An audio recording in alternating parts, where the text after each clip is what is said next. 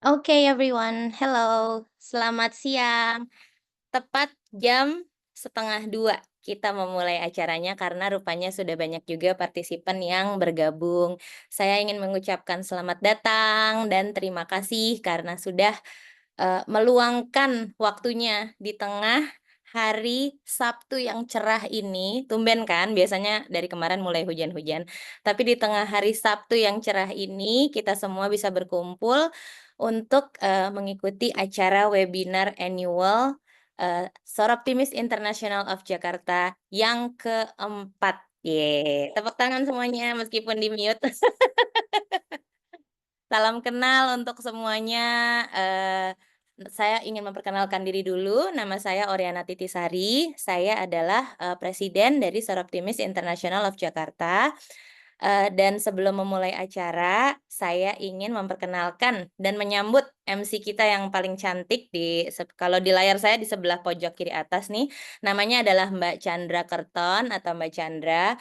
Beliau selain menjadi MC juga adalah presiden-elek untuk Soroptimis International of Jakarta tahun 2025 nanti. Pengganti saya. Ya, jadi, tanpa berpanjang lebar lagi, mari kita mulai acara ini. Saya serahkan kepada Ibu Chandra, silahkan. Terima kasih Ori, thank you so much.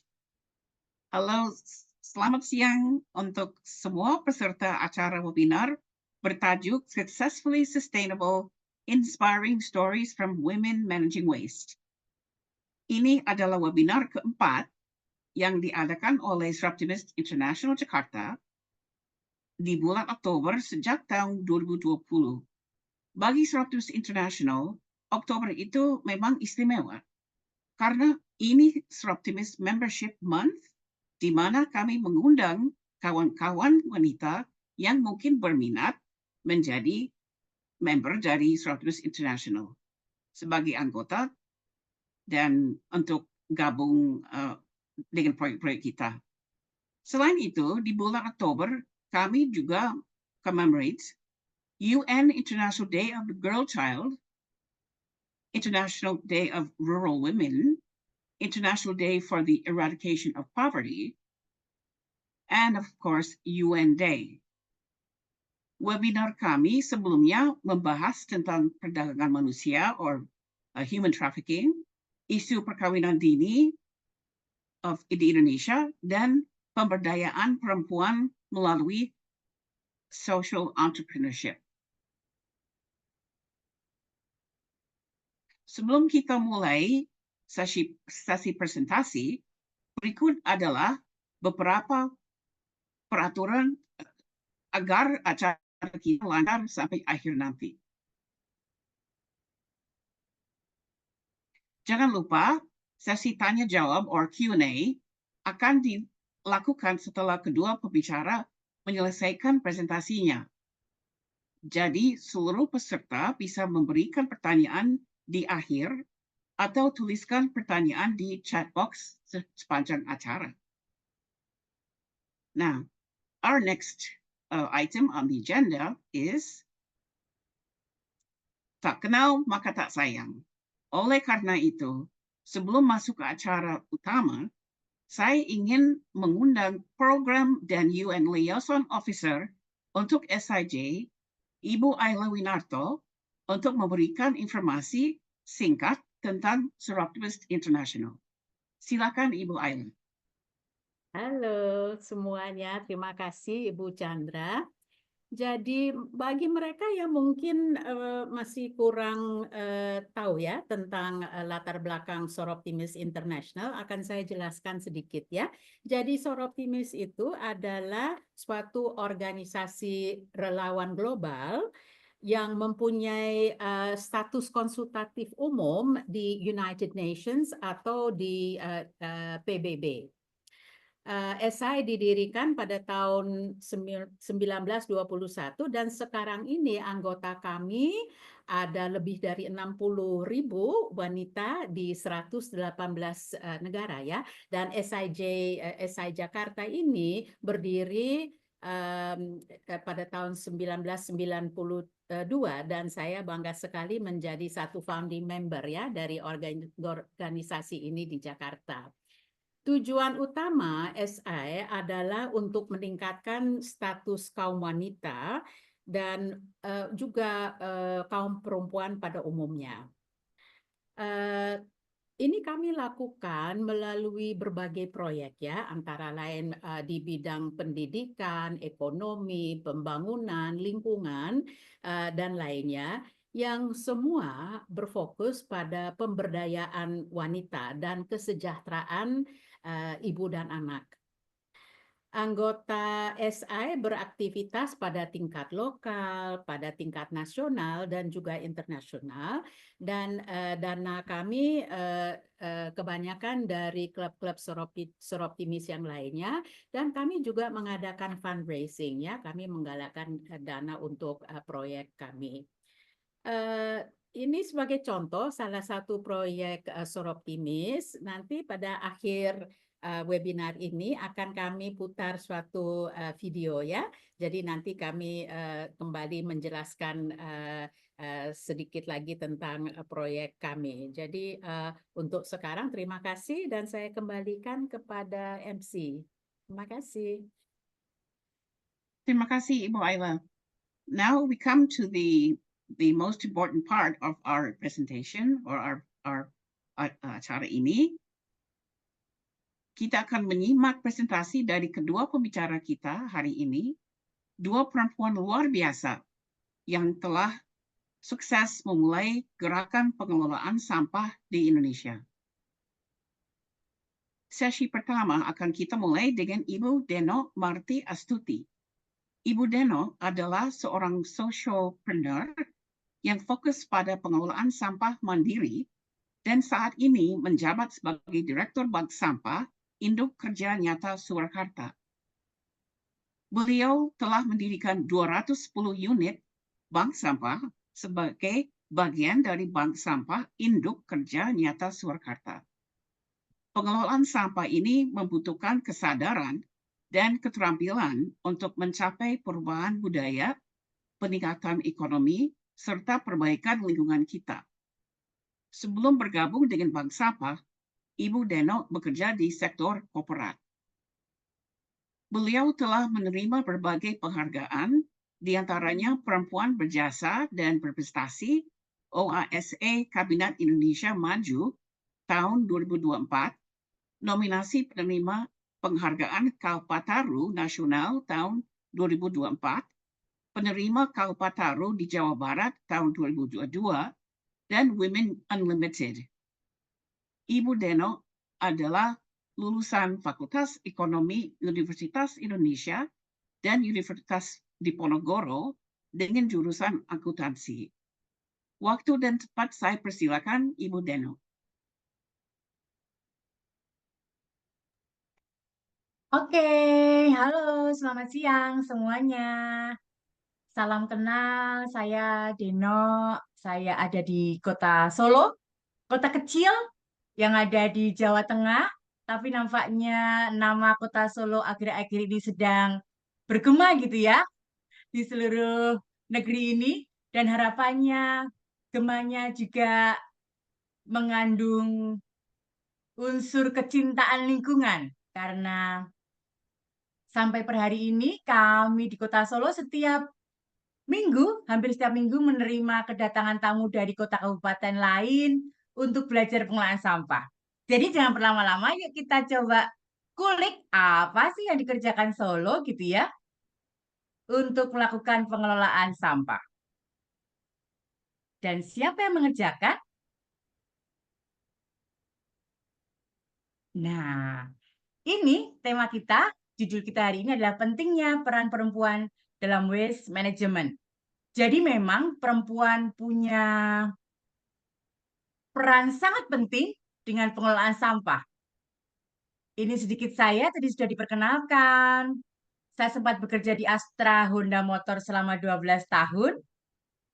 Dan saat ini mendapatkan amanah dari Kementerian Lingkungan Hidup dan Kehutanan dan juga Dinas Lingkungan Hidup Kota Surakarta untuk menjadi Direktur Bank Sampah Induk Kerja Nyata Surakarta. Jabatannya serem, Direktur, tapi ini direktur yang nggak pernah digaji siapapun, gitu ya.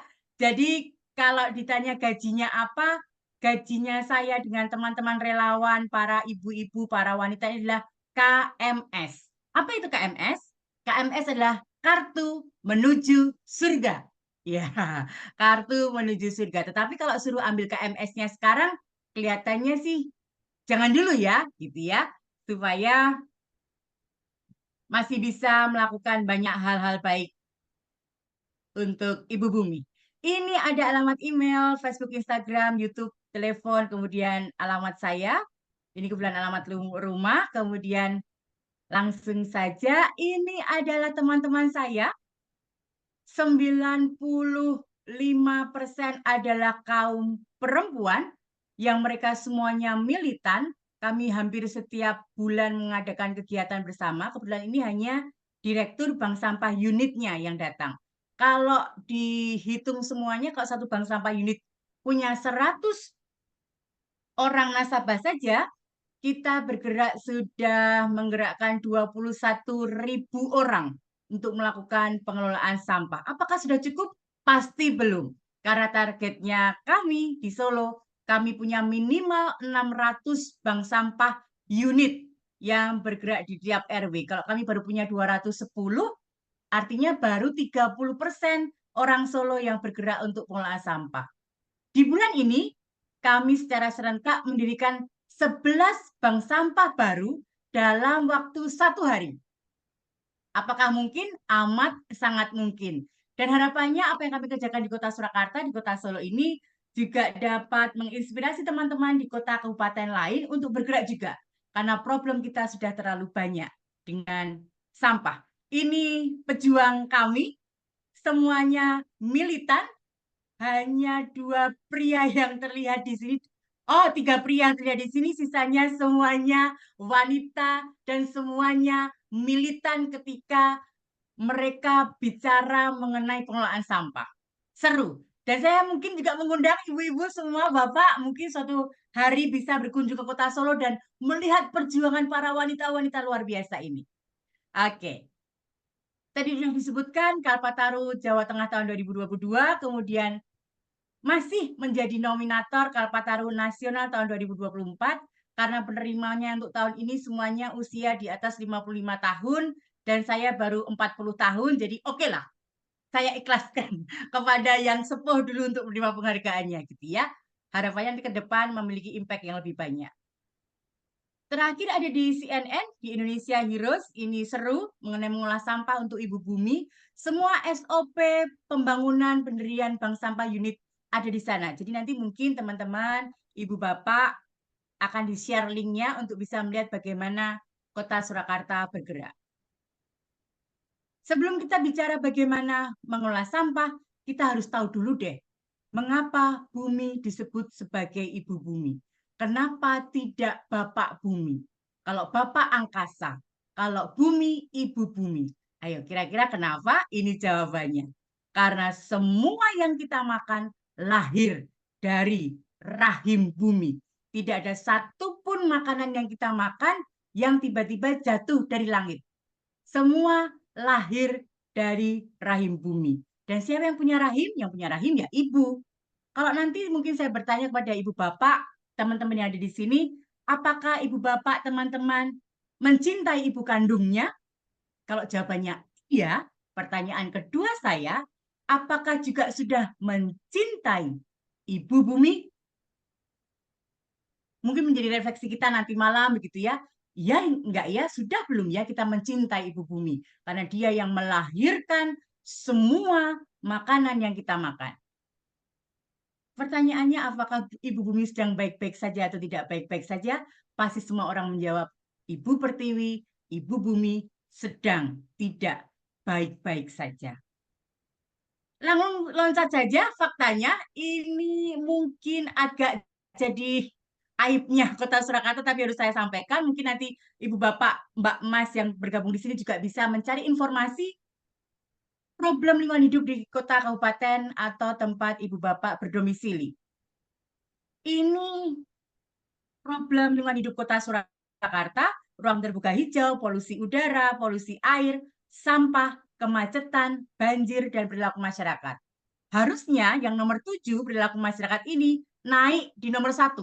Ketika perilaku masyarakat selesai dikerjakan, problem nomor 1, ruang terbuka hijau sampai banjir akan selesai. Tetapi mengubah perilaku masyarakat tidak bisa sehari 2 hari.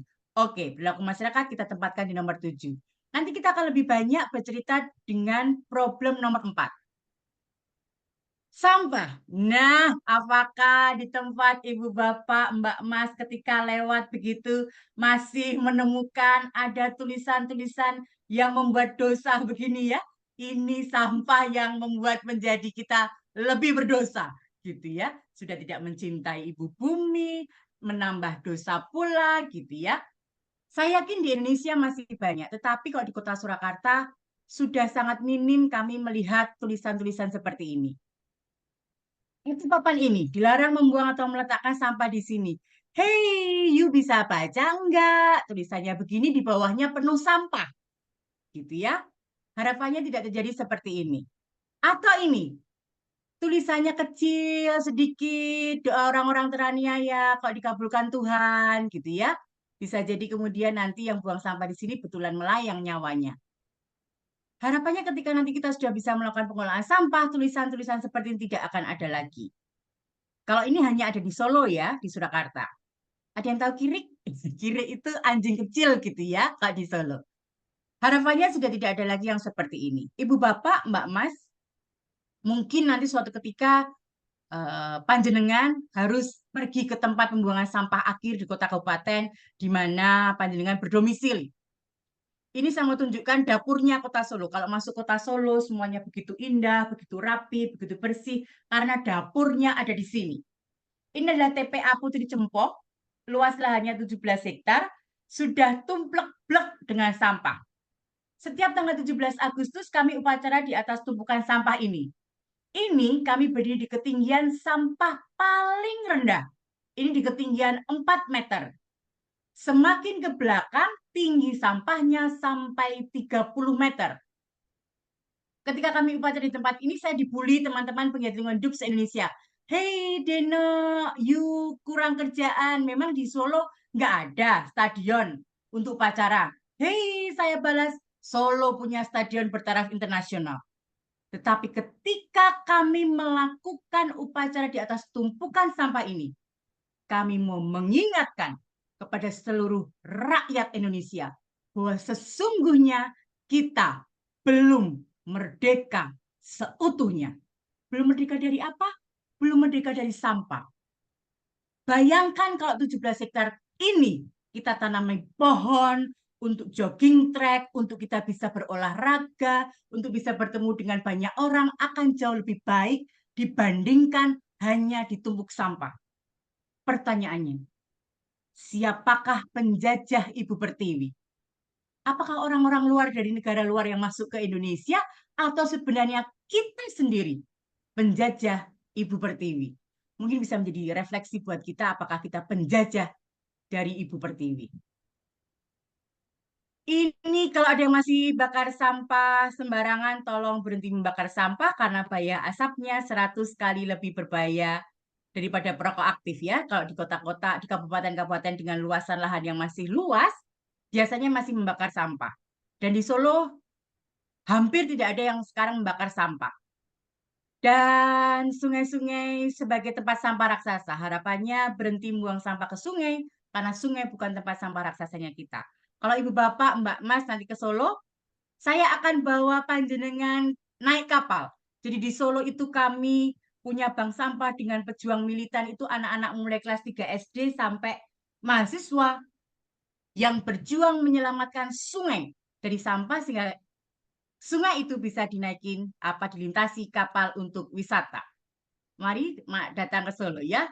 Kita sebelum bicara mengenai pengelolaan sampah, kita harus tahu dulu titik kelola sampah itu ada di 2 titik.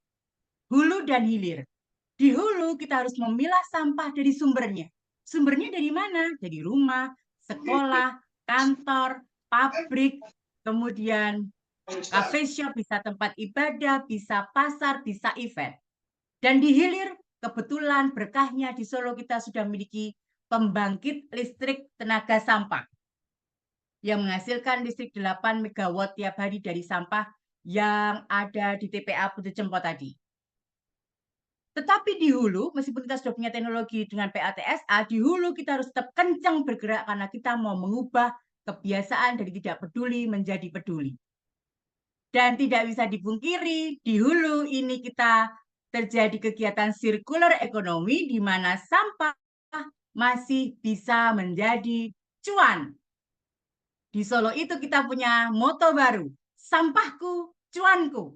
Sampahmu, cuanmu. Kalau kamu tidak mau kelola sampahmu, sampahmu bisa jadi cuanku. Nanti kita cerita ya, bagaimana bisa menjadi cuan. Kalau di hilir, di PATSA, kita hanya bicara linear ekonomi. Dan sirkular ekonomi selama tahun 2023, dari 210 titik bank sampah kami, perputaran uang kami dari pengelolaan sampah sekitar 1,5 miliar rupiah. Apakah masih cukup, masih sudah besar? Tidak, kami akan terus meningkatkan kegiatan circular ekonomi di hulu.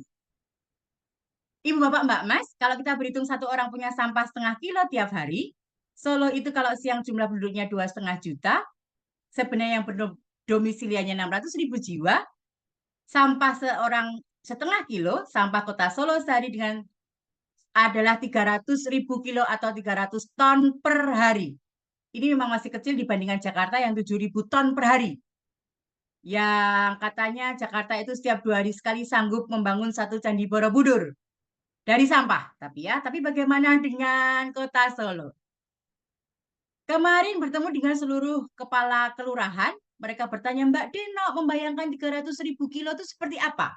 Oke, kita asumsikan ada satu gajah ABG, berat badannya 3.000 kilo, dan sampah kita 300.000 kilo, dibagi 3.000 kilo, sampah kota Solo sehari setara dengan 100 gajah, atau setahun 36.500 gajah. Nah, jangan-jangan TPA Putri Cempo penuh gara-gara ini. Karena kita tidak pernah tahu sampah organik itu apa, sampah anorganik itu apa. Semakin ke sini, warga Solo makin tahu bahwa apakah sampah organik, anorganik. Kami kalau mengajarkan ke adik-adik kami di PAUD, kami tidak sebut sampah organik, tapi ini sampah dari alam. Harus kembali ke alam, minimal dikomposkan. Nanti kita akan cerita sedikit mengenai pengomposan. Sampah anorganik, sampah dari pabrik. Harus kembali ke pabrik daur ulang, lewatnya bank sampah. Jadi sampah dari alam kembali ke alam, sampah dari pabrik kembali ke pabrik sehingga siklus hidupnya produk itu terus bergerak. Nah, ini kalau di negara maju, tempat sampah sudah seperti ini. Kemarin saya bertanya kepada Pak Lurah, Bu Lurah di Kota Solo, apakah sudah ada tempat sampah seperti ini? Katanya nggak mungkin, Mbak Deno. Kalau ada tempat sampah seperti ini di Solo, belum semalam sudah hilang. Pindah tempat gitu ya. Karena ingin dicolong, dicuri, dibawa ke tempat lain gitu ya. Tetapi harapannya setahun lagi kita sudah punya tempat sampah seperti ini untuk bisa memilah sampah dengan baik di tempat-tempat umum. Ini budaya baru yang sudah dimulai di Kota Solo, mungkin amat sangat minimalis, tetapi ini kami sudah kerjakan dan efeknya sudah cukup banyak. Biasanya kami mencoba menggantungkan 3 kantong besar di rumah, misalkan 1 khusus untuk botol plastik, 2 khusus untuk cup plastik, 3 untuk kantong plastik. Sampah yang sudah terpilah ini nanti akan dibawa ke bank sampah dan ditukar, dikonversikan dengan rupiah dan dijadikan uang sebagai tabungan.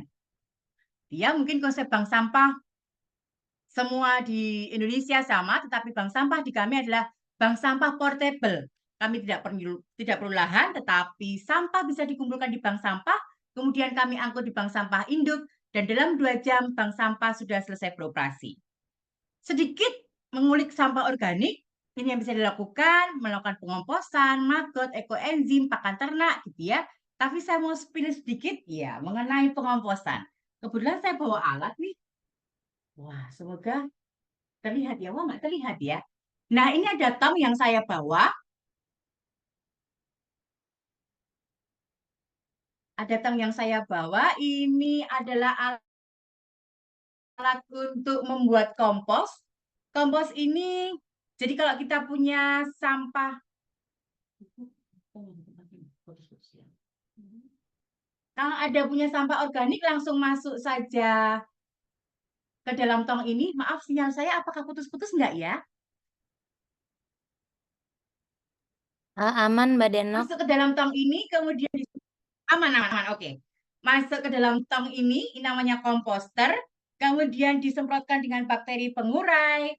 Di dalamnya ini sudah ada kami berikan saringan, gitu ya.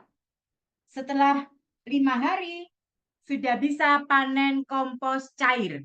Ini kompos cairnya, dan kompos cair ini tidak berbau.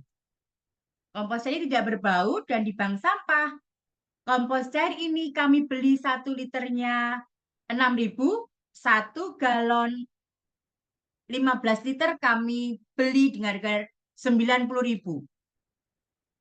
Untuk apa komposnya? Ini melakukan pengomposan, menghasilkan kompos cair dan kompos padat. Kami setiap seminggu sekali kami membutuhkan 2.000 liter kompos cair. Ini kami juga melakukan pengomposan di semua titik di sekolah-sekolah adiwiyata, di masyarakat, dan juga mulai dilakukan di rumah sakit, juga dilakukan di perkantoran. Nah, ini kompos cairnya kami beli 1 galonnya 90.000. Kemudian kami pakai untuk budidaya cacing Lumbricus rubellus. Ini cacing dari Jerman. Ini sebagai media untuk makannya si cacing. Kemudian Lumbricus rubellusnya, kotorannya kami pakai untuk pupuk kascing. Di gambar yang paling bawah. Dan badannya kami tepungkan untuk membuat skincare, kosmetik, dan juga untuk obat. Jadi perputaran sampah organik itu berputar terus sehingga tidak ada lagi sampah organik yang lari ke TPA. Setiap seminggu sekali kami membutuhkan 2.000 liter kompos cair. Jadi akan cukup banyak sampah-sampah organik yang kami kelola untuk menghasilkan kompos cair dengan bantuan tong tadi, yang biru tadi. Dan ini sebagai media untuk pakan cacing. Dan sampah anorganiknya ini jenis-jenis sampah yang sanggup dikelola di bank sampah. Jadi ada sekitar 50 jenis sampah terkelola yang bisa disetorkan ke bank sampah unit, dan kemudian kami jemput di bank sampah induk. Di bank sampah induk kemudian kami bawa pergi ke pabrik-pabrik daur ulang. Dan kami kembalikan kepada masyarakat dalam bentuk rupiah. Jadi artinya kami membeli sampah-sampah dari bank sampah unit yang terkelola dari warga masyarakat. Di mana biasanya warga masyarakat setelah mendapatkan hasil dari bank sampah akan dicatat di buku tabungan. Ya, ini contoh buku tabungannya. Ada bank sampah unit pulau kecil. Ya, ini yang punya kapal tadi. Di dalamnya kami memiliki kolom format yang standar, ada jenis sampahnya, kemudian ada kolom kilo, ada kolom rupiah, dan ada kolom total. Jadi kalau hari ini misalkan saya membawa 10 kilo botol plastik, 1 kilonya 3.500, berarti hari ini saya menabung 35.000 rupiah. Di kami paling awal sebelum membangun bank sampah, kami melakukan edukasi pemilahan sampah sampai 50 jenis. Ini contohnya. Kalau kita punya botol air mineral seperti ini, di tempat kami tutupnya sudah dilepas karena tutupnya ini adalah PP, polipropilen, atau kalau dilihat segitiga nomor 4. Kemudian kalau botolnya segitiganya nomor 1 atau PET, polyethylene terephthalate. Ini harus dipisahkan karena memiliki jenis plastik yang berbeda. Punya harga sendiri, 1 kilonya 3.500. Labelnya dibuang. Karena tidak laku didaur ulang, akan masuk ke TPA untuk jadi listrik. Badannya harus digepengkan. Jadi digepengkan dulu, kemudian lihat landasannya. Kalau landasannya warnanya biru, maka 1 kilonya kami hargai 3.000 rupiah per kilo. Kalau landasannya warna putih, kami akan hargai 3.500 rupiah per kilo. Tetapi kalau warga tidak memilah, putih dan biru disatukan, kami hanya akan ganti dengan Rp2.000. Karena melihat potensi sampah menjadi cuan, akhirnya masyarakat akan lebih senang memilah lebih detail. Kalau lebih detail berarti nanti uang yang akan diterima akan jauh lebih banyak. Kemudian ada tutup botol, gelas plastik, kantong plastik, kertas majalah. Ini contoh-contoh jenis sampah yang bisa diterima di bank sampah unit, yang kami jemput di bank sampah induk, dan kemudian kami bawa ke pabrik-pabrik daur ulang. Ini lihatlah bagaimana bahagianya para ibu-ibu. Kalau ditanya apakah ngurusin sampah itu kemudian membuat ibu-ibu menjadi kumel, lusuh, bau, begitu ya. Nampaknya tidak, karena di bank sampah semua ibu-ibu nampak bahagia, berwarna pakai baju warna hijau, warna pink, dan masih bisa tersenyum bahagia. Karena ada guyup rukun, ada kemudian kerjasama, ada gotong royong di dalamnya ketika kita mengoperasionalkan bank sampah. Jadi bank sampah sampai per hari ini yang kami rasakan tidak hanya sekedar memilah sampah, masukkan ke bank sampah, kemudian dibawa ke pabrik daur ulang, tetapi sisi sosialnya kami melihat begitu banyak hal terjadi. Dari tadi gotong royong, guyup rukun, kerjasama, kemudian kita bisa belajar bersama-sama untuk menjadi leader yang mampu menyemangati banyak orang dan membahagiakan karena kita bisa bertemu dengan banyak orang. Kami juga bergerak di sekolah. Hampir semua sekolah adiwiyata, 161 sekolah adiwiyata kami memiliki bank sampah unit. Ini sebenarnya ada videonya. SMA Negeri 7 Surakarta minggu lalu mengoperasionalkan bank sampah dalam waktu 2 jam, mendapatkan uang 1,7 juta rupiah. Dalam waktu bank sampah beroperasi di sekolah 2 jam. Siapa yang mengerjakan pencatatannya, penimbangannya? Semua dikerjakan oleh siswa. Siapa yang memilah sampahnya? Semua dikerjakan oleh warga sekolah. Ya siswa, ya guru, ya kemudian penjaga sekolah.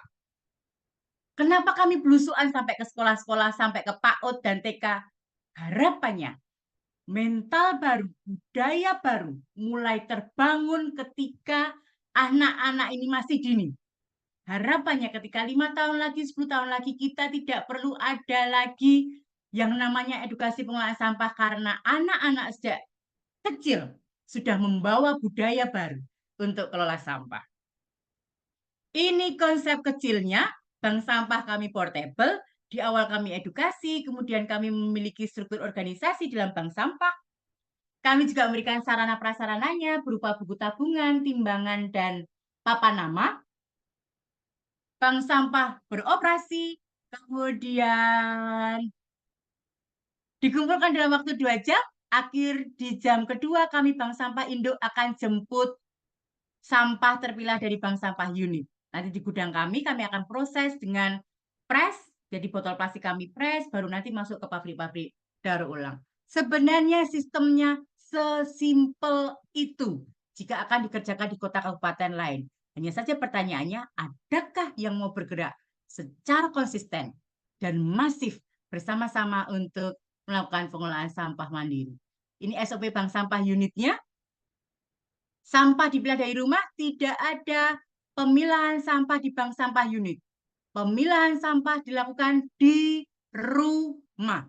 Karena apa? Karena kita menginginkan ada budaya baru memilah sampah sejak dari sumbernya.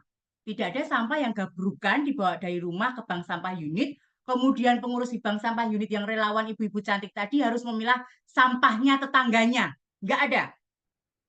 Sampah dipilah dari rumah. Kalau dari rumah punya 10 jenis sampah, ya bawa aja 10 jenis sampahnya itu ke bank sampah unit, ditimbang, dicatat di buku tabungan, dalam 2 jam terkumpul, kami akan jemput sampahnya dari bank sampah unit. Sesimpel itu.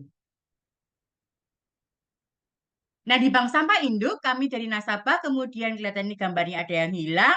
Bank sampah unit, kami jemput di bank sampah induk.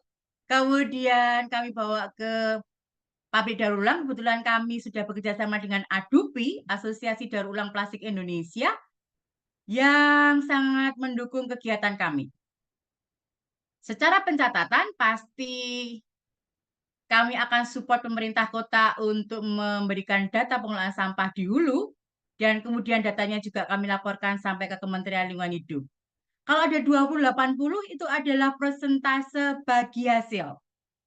80% dikembalikan kepada nasabah, 20% untuk operasional bank sampah. Misalkan tadi saya setor sampah botol plastik 10 kilo, kemudian per kilonya 3.500, berarti saya harusnya menabung 35.000, tetapi 80%-nya dikembalikan ke saya dalam buku tabungan, 20%-nya kita ikhlaskan untuk operasional bank sampah.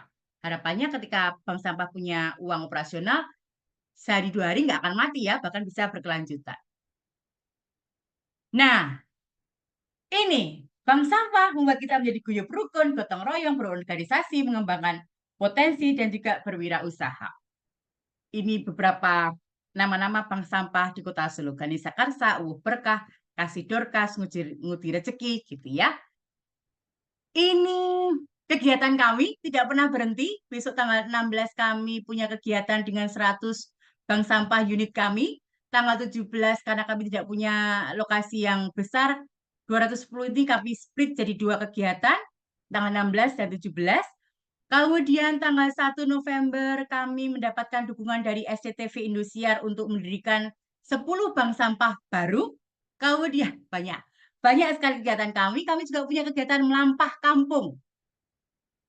Melampah itu bahasa Jawa yang artinya berjalan kaki. Kampung itu ya kampung. Jadi kita jalan-jalan di kampung-kampung yang bank sampahnya sudah bagus, dan ini adalah program berbayar. Jadi kami mendatangkan tamu, bisa dari lokal atau di luar Kota Solo atau teman-teman internasional untuk berjalan di kampung-kampung kami, untuk melihat bagaimana bank sampah bergerak, kemudian UMKM-nya bergerak, kemudian kegiatan keseniannya bergerak, kegiatan kearifannya lokal bergerak, tetapi memang berbayar. Kenapa berbayar? Hasil berbayarnya nanti akan kami berikan kepada kampung-kampung yang dijadikan tempat wisata, sehingga mereka bisa hidup dari kegiatan mereka. Jadi nggak ada yang gratis ya, pipis aja bayar gitu. Jadi kalau nanti mau jalan-jalan di Melampah Kampung, bersiap untuk berbayar. Itu tadi mengenai sampah, ini problemnya Kota Solo juga ruang terbuka hijau. Secara undang-undang RTH kita harus 20% dari luas kota, sedangkan Kota Solo baru punya 11,17%. Masih kurang 8,83%. Kalau kita tidak segera melakukan penghijauan dalam jumlah banyak, rasanya neraka akan pindah di Kota Solo gitu ya. Jadi kita sedang bergiat tidak hanya di bank sampah, tapi juga di masyarakat, di perkantoran, rumah sakit, kemudian di sekolah. Saat ini kami sedang bergiat untuk memperbanyak ruang-ruang terbuka hijau, sehingga kemacetan yang tadi ditimbulkan, kemudian asap-asap kendaraan yang menimbulkan polusi dapat diredam oleh semakin banyaknya tanaman yang kami tanam. Ini upaya-upaya kami di Bank Sampah dan juga KWT, kelompok wanita tani yang tidak punya lahan. Kami menanam di tembok. Ini kami sama sekali tidak punya lahan. Kami menanam hanya di tembok. Kalau tadi dilihat itu ada di pojok ibu-ibu itu sedang panen, boleh panen. Sendiri, petik sendiri. Tapi setelah panen, timbang, bayar. Gitu ya, karena memang ini diopeni, diurusi oleh ibu-ibu bank sampah dan kelompok wanita tani. Sehingga ketahanan pangan Kota Solo memang berawal dari halaman rumah. Mengingat kejadian pengalaman COVID lalu, kita tidak memiliki ketahanan pangan, akan merepotkan. Kami juga sedang gencar melakukan penanaman tanaman pangan di halaman-halaman rumah kami. Dengan polybag, atau mungkin dengan galon-galon bekas, atau dengan pot-pot, atau hanya dengan tempat-tempat yang tidak digunakan kemudian dipakai untuk menanam. Nah, apakah hanya urusannya dengan sampah? Ternyata tidak. Kita juga berurusan dengan air.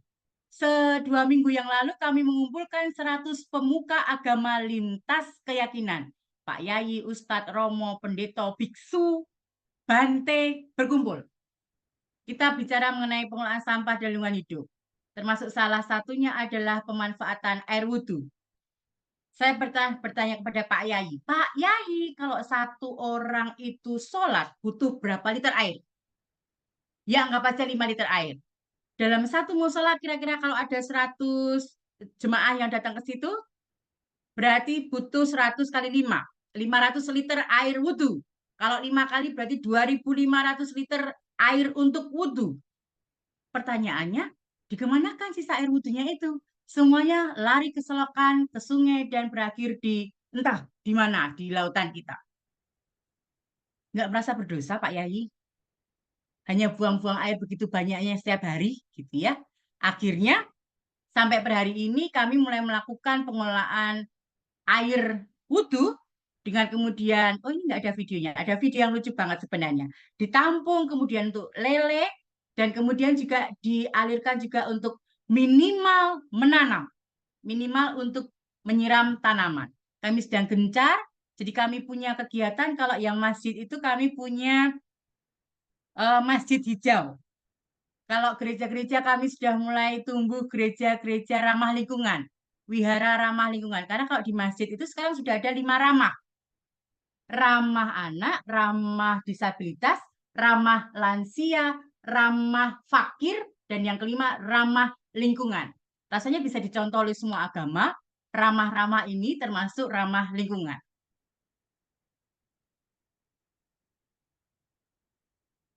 Kemudian, Mbak,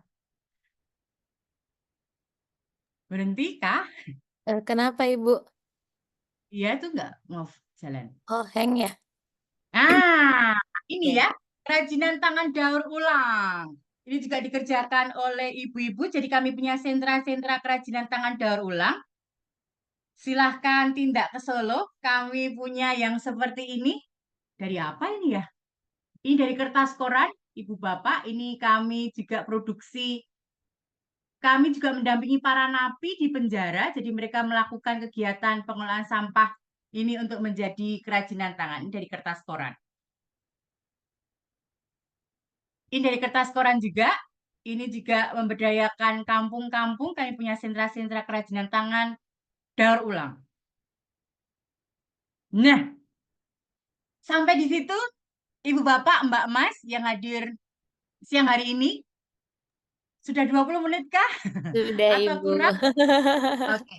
Nanti kita bisa bertanya-tanya begitu ya, tanya jawab begitu, karena ketika kita bicara mengenai pengelolaan sampah, mengenai kecintaan lingkungan, tidak akan ada habisnya selama kita masih ada.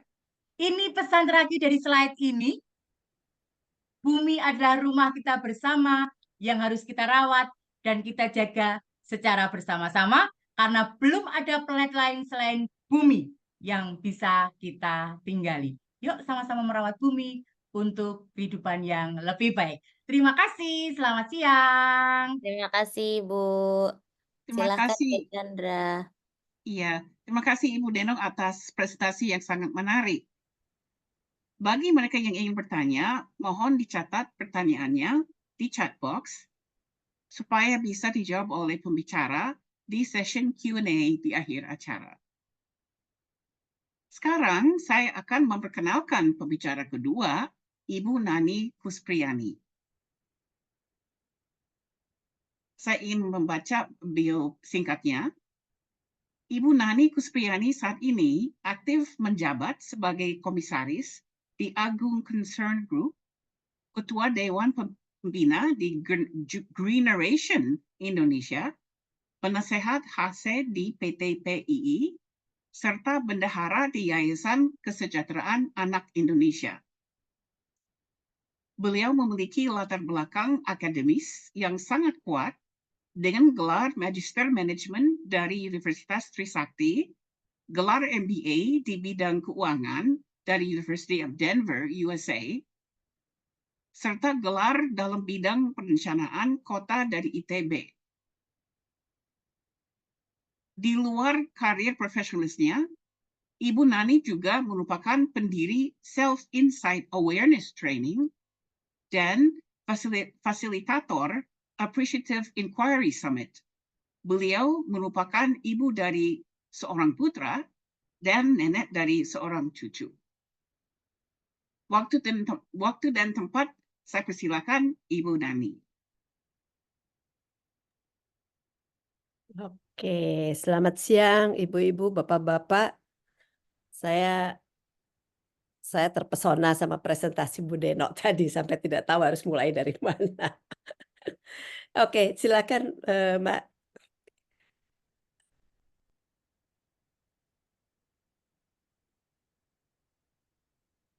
Oke, judul yang diberikan pada saya adalah peran wanita dalam pengelolaan sampah.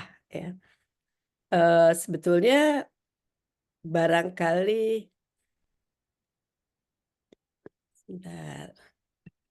Sebetulnya barangkali kita mulai dari hal mendasar yang tadi sebetulnya Mbak Deno juga sudah sampaikan. Mungkin secara singkat kita mulai dari hal yang mendasar lah ya.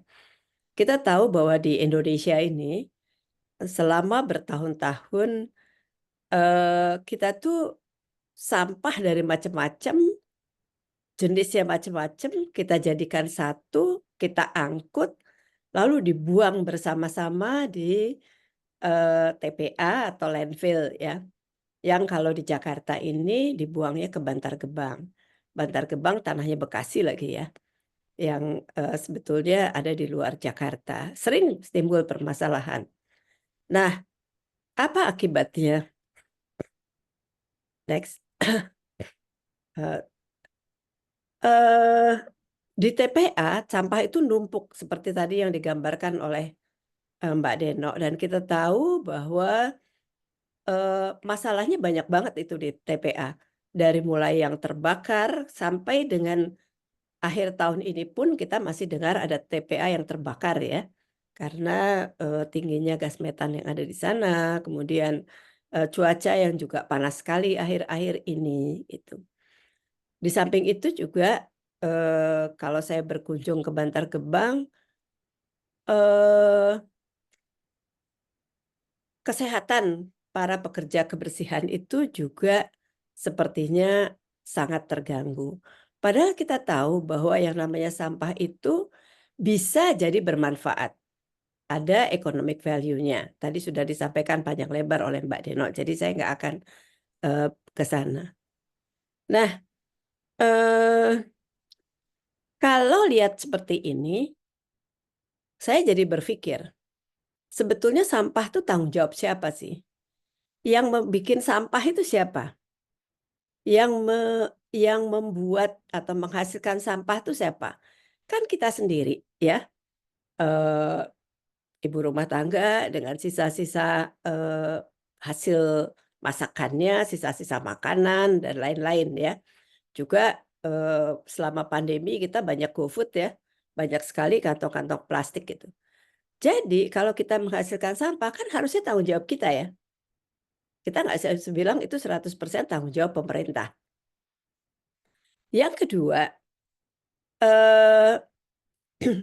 sampah itu harus dikelola dari sumber. Tadi Mbak Deno juga sudah bilang, ya. Yang kedua, Mbak. Harus dikelola dari sumber. Nah, kalau dari sumber itu siapa yang berperan? Emang bapaknya yang mau memilah-milah sampah? Enggak ya. Ini kan sebetulnya justru peran ibu-ibu untuk memilah ini. Bagaimana mendidik seisi rumah supaya mau memilah. Ya, percuma kita ngomong panjang lebar kalau itu tidak dipilah dari rumah. Ya. Kemudian yang ketiga, saya sih melihat proses pengelolaan sampah itu secara sederhana. Pilah, olah, kemudian manfaatkan. Kalau nggak dimanfaatkan ya percuma jadi sampah juga akhirnya. Nanti kita lihatlah bagaimana ini bisa berakhir. Nah, ini bisa sifatnya individual atau komunal. Nah, saya ini oke, dan kunci dari semua itu adalah pemilahan sebetulnya. Nah, saya ini sebetulnya warga biasa, bukan orang pemerintah, mungkin udah dilihat tadi dari CV saya, saya selalu kerja di luar pemerintah, saya juga nggak bisa apa-apa. Cuman, apa iya sih saya sebagai warga negara tidak bisa melakukan apa-apa, ya? Jadi, eee, saya pikir saya perlu melakukan upaya sederhana, walaupun itu kecil, tapi, eee, bermanfaat bagi pengelolaan sampah pada umumnya, gitu ya. Jadi apa, yang saya lakukan adalah mulai dari diri saya sendiri, ya. Ini yang saya lakukan di rumah. Jadi kalau orang bilang, saya beribu-ribu kali bicara dengan teman-teman, "Ayo kita pilah sampah." "Percuma deh Nan, dipilah, nanti juga dikumpulin jadi satu." Ya saya juga akui sih di beberapa tempat masih begitu, gitu ya. Eee, yang sebelah kiri itu tempat pemilahan sampah saya di rumah. Saya pisah jadi 8 bin. Nggak perlulah, nggak perlu jadi 8 bin seperti itu. Saya cuman mau gampang aja dan bagian dari mendidik orang seisi rumah bahwa ini ada sampah organik yang saya taruh di dalam, baskom kecil gitu ya supaya mudah segala macam kulit bawang, kulit pisang, kulit apa segala macam, sisa-sisa makanan di situ. Kemudian ada tempat, untuk kertas, untuk plastik, untuk botol, untuk logam, untuk Tetra Pak ya karena Tetra Pak, apa bungkus bungkus, apa namanya, susu itu juga, bisa bermanfaat ya. Kemudian saya proses, untuk sampah organik proses sendiri aja. Kita bisa bikin ini tong birunya sama dengan tongnya, Mbak Deno tadi ya, yang bisa menghasilkan, pupuk cair juga, pupuk organik cair. Saya proses, bahkan tempat sampah yang di depan rumah ya, tempat sampah yang di depan rumah ini juga dimanfaatkan untuk bikin kompos. Jadi karena nggak ada lagi sampah residu yang saya punya, jadi ya sudah, tempat sampah yang memang sudah dibangun dari mulai rumah berdiri dijadikan sebagai tempat, kompos ya, komposter. Sebagian dari sampah organik itu daun-daun dan lain-lain masuk dalam lubang biopori yang di bawah itu, ya. Dan juga, saya buat sendiri ekoenzim. Untuk kulit-kulit buah yang sudah dicuci bersih kemudian difermentasi, menjadi ekoenzim ya. Jadi saya pikir kalau tadi mungkin Mbak Deno presentasi dengan skala kota, saya ya skala rumahan dulu deh gitu. Nah tapi ini kan nggak ada gunanya kalau tidak, disebarluaskan. Saya tinggal di satu kompleks perumahan yang namanya Tanjung Barat Indah ya. Kemudian pada waktu pandemi lalu tahun 2020, 2019, 20, lalu jadi kepikiran, kenapa tidak dibuat dalam skala, kompleks. Kompleks ini 400 rumah lah kira-kira ya, 1 RT. Tetap prinsipnya tetap sama, pilah, proses, dan manfaatkan ya, tetap sama. Jadi, eee kami menggunakan ember putih untuk sampah dapur, kemudian, sampah residu di kantong terpisah dan juga sampah daur ulang terpisah yang diletakkan setiap jam 7 pagi di depan, pagar ya. Kemudian kami buat, eee, tempat pengelolaan sampah yang kami beri judul Pos Bijak. Sebetulnya namanya Bijak Kelola Sampah sebetulnya, cuman kepanjangan ya. Jadi kami diberi nama Pos Bijak saja gitu ya, Tanjung Barat Indah. Nah ini adalah fasilitas pertama yang kita punya. Ini cuman cuman, bak-bak begitu aja, karena kalau pakai, tong-tong biru yang tadi saya buat di rumah, itu terlalu terlalu banyak nanti beli tongnya juga jadi lebih mahal. Kalau bikin bak-bak itu lebih murah, ya. Nah, next. Gimana kita mulai? Untuk bikin bak-bak, ada donaturnya, kita bikin. Nah, tetap kita pakai tong-tong juga di sana. Lalu saya coba mulai ngajak, teman-teman ibu-ibu yang kita suka jalan bareng pagi-pagi. Pagi-pagi kita jalan bareng, lalu kami belum punya mesin cacah, belum punya apa. Ibu-ibu tuh duduk-duduk bareng gitu ya, sambil, motongin motongin daun pakai pakai gunting gitu ya. Ibu-ibu ini bukan ibu-ibu, maaf dari desa atau dari apa ya, kompleks ini cukup baik. Tapi waktu waktu, eee, pandemi, kan banyak ibu-ibu bekerja ini tidak bekerja di kantor ya, di rumah. Jadi sempat jalan pagi bareng, lalu kami berhenti di pos bijak untuk, mencacah daun dengan tangan manual gitu ya. Itu kita lakukan tiap pagi ya. Ya namanya juga ibu-ibu senang aja sambil ngobrol, sambil sambil ngerumpi gitu ya.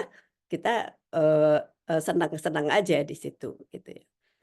Nah, sampai akhirnya di gambar yang bawah itu kami punya mesin cacah. Pada waktu kami sudah mulai mesin cacah, maka ibu-ibu ini tidak lagi, mencacah, tapi membantu seperti kayak ngepak kompos dan lain-lain ya.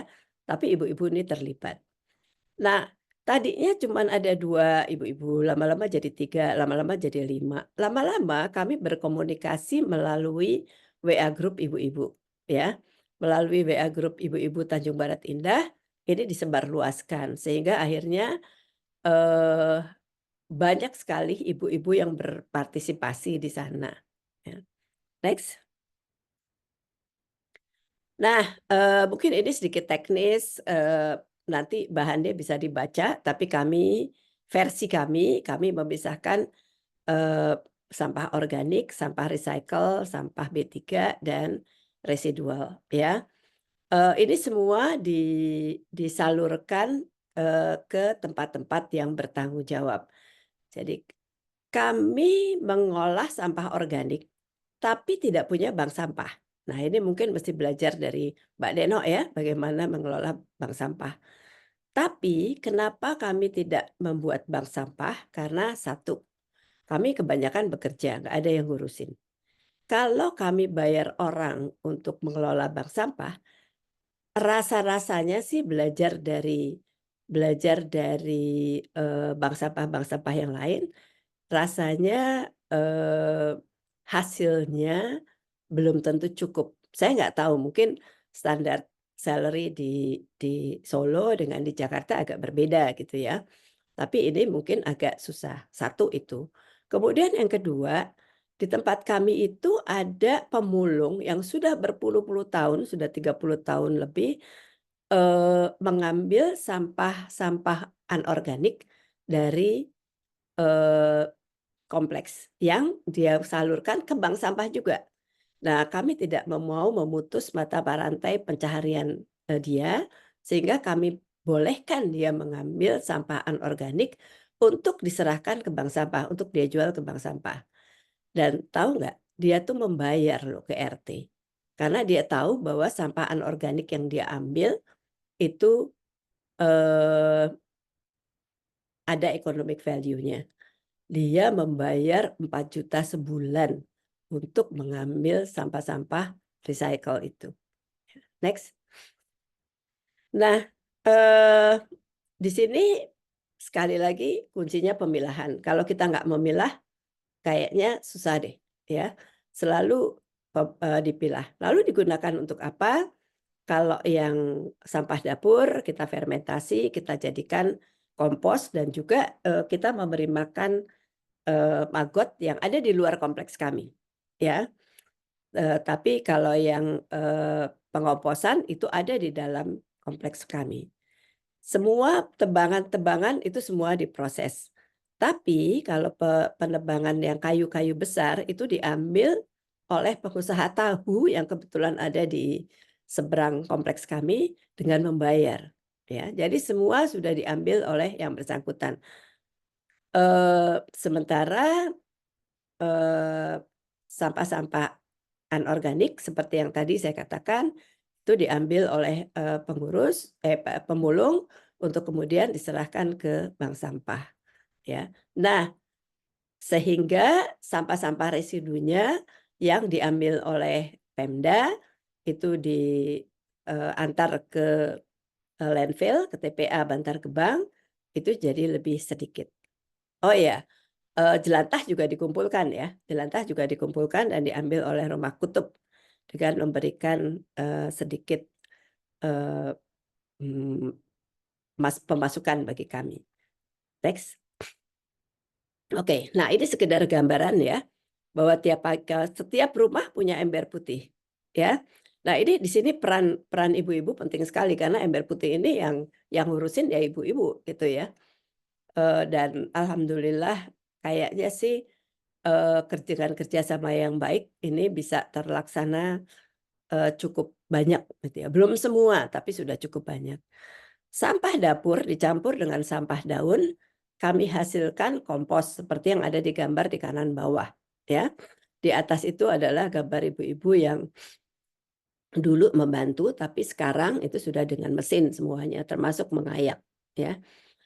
Produksi kompos kami itu 1.500 kilo sebulan, kira-kira 1,5 ton, ya. Kecil ya dibandingin sampah Solo tadi ya, tapi ini satu kompleks. Kemudian kami juga punya, urban farming. Next. Nah, urban farming ya, yang kita sebut sebagai TBI farm, yang menghasilkan. Nah, urban farming ini tergantung siapa yang ngurusin. Suka bagus begini, tapi suka juga terbengkalai ya, namanya juga volunteer ya. Tapi, paling tidak kita ngasih contoh. Nah, satu manfaat yang bagus adalah pupuk yang kami hasilkan itu juga dipakai untuk kepentingan di dalam, untuk teman-teman di kompleks juga. Tapi hanya sepersekian gitu, paling juga 10% yang kepakai, sehingga yang 90%-nya harus kita jual keluar. Kami masih menghadapi masalah dengan upaya pemasaran ini, tapi lumayanlah sudah ada kebun duren di Bogor yang pakai ya, dengan mengambil 100-200 pak setiap kali. Kemudian ada rumah-rumah di Menteng, di Kuningan yang ngambil 50 pak, 60 pak gitu ya. Banyak sudah pelanggan kami di luar yang dengan sabar kami, eee, antar ya pupuk-pupuk yang digunakan ini gitu. Tapi kami hanya ingin memberi contoh bahwa sampah itu ada manfaatnya loh, ada nilai ekonominya loh, jadi harus dikelola dengan baik ya. Nah, eee, kalau kita lihat hasilnya sebelumnya kami setiap hari itu 2 sampai 3 kontainer per hari sampahnya, sehingga kira-kira 10 kontainer seminggu, ya. Sekarang itu hanya 2 kontainer seminggu, ya. Sehingga kami merasa tidak menambah, masalah di Bantar Gebang, ya. Tadinya warga harus membayar untuk memotong pohon dan sebagainya dan membuangnya. Kalau sekarang enggak, cuman jasa potongnya aja, tapi gratis tinggal ditaruh di pos bijak karena nanti kami yang akan manage ya. Nah, daun-daun biasanya itu berterbangan nggak karuan, malah dikumpulin dan dibakar. Kita tahu bahwa tidak boleh, ada perdanya ya kalau di Jakarta tidak boleh membakar, sampah. Karena itu berpolusi. Nah, sekarang itu jadi lebih baik ya. Satu hal yang menyenangkan adalah kesadaran warga untuk memilah sampah itu jadi lebih besar. Belum semua, karena kadang-kadang ada warga yang mengontrak dan sebagainya, warga baru ya. Dan yang sangat dirasakan oleh para petugas kebersihan, kami punya 18 petugas kebersihan, mereka punya tambahan income dari, pemasukan-pemasukan yang kita dapat. Jadi dana pengelolaan sampah di-manage sendiri oleh, kami yang mengelola sampah. Dan bagusnya warga juga jadi lebih senang, eee, bertanam-tanam gitu ya, macam-macam tanaman ditanam dan permintaan mereka terhadap, pupuk itu makin lama makin besar, ya. Next. Saya mau cerita sedikit tentang Tanjung Barat supaya supaya bagi yang, di luar kota atau yang tidak mengenal ya. Tanjung Barat Indah itu terdiri dari 400 rumah, tapi mungkin hanya 350 yang, dihuni. Nah, ini ajaibnya, 1 RT, tahu RT ya? Eee Di tempat lain barangkali hanya 10-15 rumah gitu satu RT. Kita enggak, 400.000 itu satu RT. Mau dipecah nggak mau, dan itu memudahkan saya sebetulnya, memudahkan kami ya. Project ini dimulai pada Januari 20 dan komposter itu dibangun pada bulan November. Kami punya kelembagaan sendiri, Pos Bijak ya, yang melapor pada RT. Keuangannya, dananya sih dari warga, tapi kami kelola sendiri yang dilaporkan, setiap kali ke RT ya. Kita punya 18, karyawan dengan urban farming itu kira-kira 750 meter persegi. Kalau komposternya itu kira-kira 4 kali 20 lah ya, 80 meter persegi, nggak besar sih, gitu.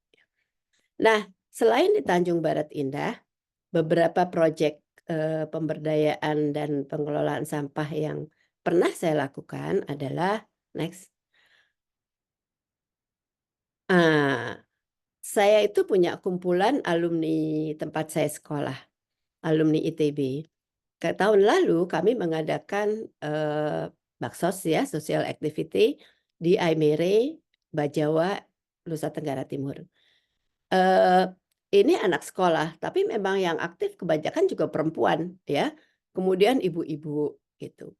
Nah, manfaat bagi mereka itu sebetulnya beda dengan apa yang saya lakukan mmm, di kompleks rumah saya tinggal. Kalau di Tanjung Barat Indah kita fokus pada composting, selebihnya kita salurkan keluar. Tapi kalau di mereka di Bajawa ini dua-duanya harus kita, kerjakan.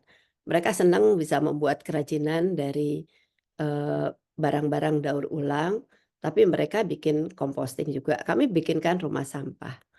Selain itu, kebetulan saya ada di korporasi yang punya CSR. Next. Next, Mbak. Nah, kami punya CSR juga dengan kami bikin rumah sampah di Batam, Riau, Jambi, Bengkulu, dan Bali, beberapa tahun yang lalu.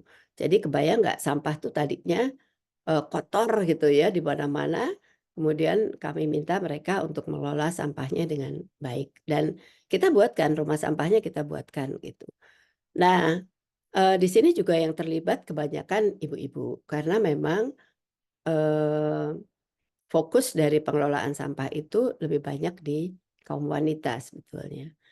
Nah, itu mungkin sekedar sharing secara singkat, tapi pesan saya sih nomor satu lah mulai dari diri sendiri deh, kalau kita sendiri nggak mau memilah, ya kita nggak bisa ngajak orang lain gitu ya.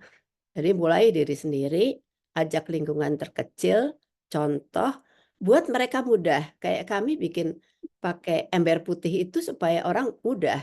Kalau mereka yang disuruh setor, kalau seperti perumahan Tanjung Barat Indah mungkin nggak akan kejadian. Tapi dengan mereka itu eh, Diberi diberi apa namanya, ember putih. Ember putih itu punya 2 ya, satu ditaruh di mereka, satu disimpan di depo sampah.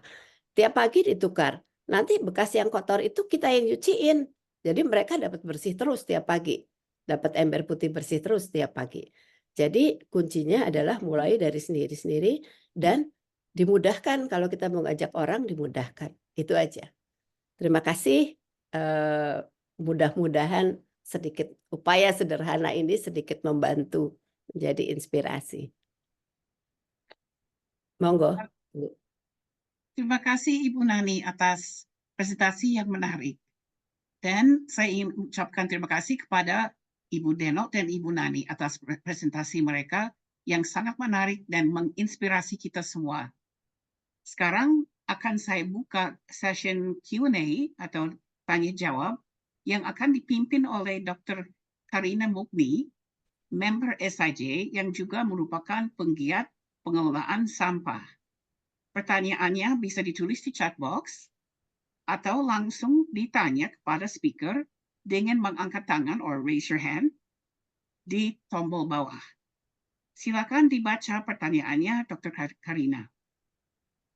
Terima kasih pada moderator, Mbak Chandra, Wah, luar biasa ya presentasi dari Mbak Deno dan Mbak Nani. Saya manggil Mbak aja ya supaya lebih akrab.